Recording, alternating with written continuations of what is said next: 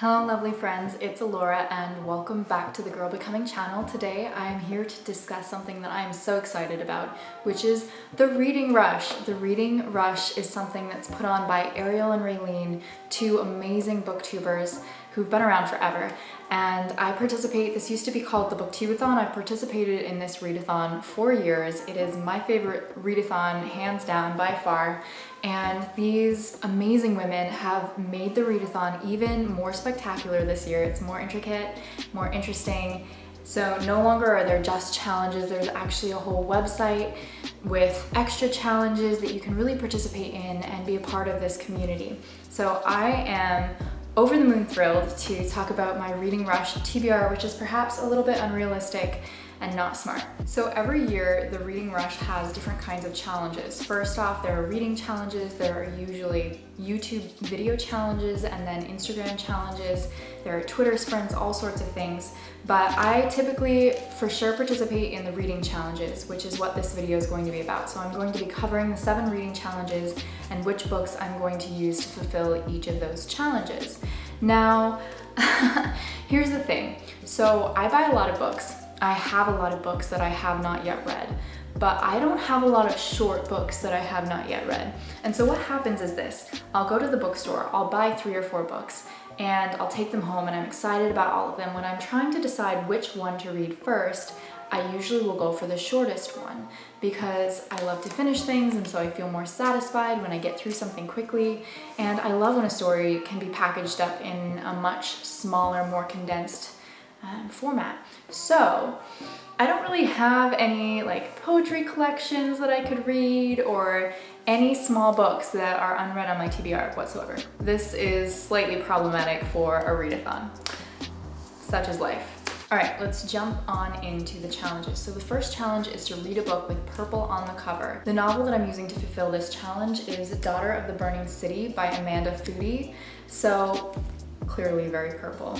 This book is about a young woman who is an illusionist in a circus, and she can create illusions, and it turns out that she has created her family. Like, she's an orphan, and so she's made these illusions to act as though she had a family. And one day, one of these illusions is murdered, which calls into question whether they were illusions at all. This book clocks in at 377 pages. Stupid mistake number 1. The second challenge is to read a book sitting in the same spot for the entire time. Now, I'm clearly not at home right now. There's nothing going on behind me. Sorry about that, but I will insert a little video of the couch, or maybe a picture of the couch on which I'm planning on sitting and reading one book for. I'm not sure which book I'll use for this challenge, but I think what I'll do is I will sit there every morning while I eat my breakfast and maybe while I eat my dinner and read through the book. So that's my spot. You know, it's a couch. It's not the most exciting. I didn't find like a rock in a park or a, special library chair or anything, but it's my own cozy corner of the world, and it's where I feel most comfortable and happy to sit and read. So the third challenge is to read a book that you meant to read last year, and I'm going to just pull this one through for that because, let's be real, I can't read 7 books that are 377 pages long in a week. So this book is a book that I did pick up last year and intended to get to right away, and it just didn't happen. The fourth challenge is to read an author's first book. So this was actually quite the challenge for me. I own a lot of books and not very many debuts, and some of the debuts that I owned I really wasn't interested in reading right now.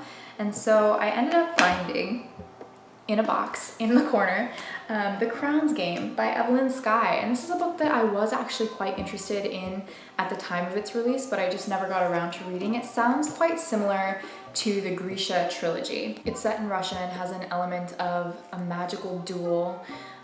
So it sounds really fun, really fascinating. I hope that I like it. I don't really know. I really hope that all of the names are consistent, because I've found sometimes with books set in Russia or Russian literature, the names often get shortened many times over. Like, if you ever read Dr. Zhivago, you'll know what I'm talking about. Each character has like 5 different names because this is what they're called when they're a kid, this is what they're called when they're an adult, this is what their wife calls them, this is what is the formal name, like, it's a little much. It's taking nicknames to an extreme, and so I hope this book doesn't have that, but it sounds like it will be fantastical, and competitions are always really fun to read about. So this book is 402 pages, giant mistake number 2.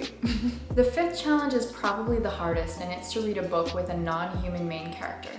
I don't know if I'm cheating here. I spent so much time looking at my bookshelves and trying to figure out what to use, but I'm still going to go for Daughter of the Burning City, because I feel like the main character can't be human if she can create people. This is probably cheating. I should probably find a different book. Most of my books are adult literary fiction. Oh boy. I'm going to say that I'm counting it for right now, but if it turns out that she is just human with magical abilities, then I'll look for something else. I'll scramble. The 6th challenge is to pick a book that has 5 or more words in the title. Daughter of the Burning City. I know I'm overlapping quite a lot here, but the thing is that I've chosen such thick and chunky books that I couldn't pick 7 different books. Just wouldn't happen. It would be lying. It would be blatantly lying to myself. The 7th challenge is to read and watch the book to movie adaptation. Now, there weren't even that many options for this. Part of me considered rereading the first illustrated edition of Harry Potter and the Sorcerer's Stone.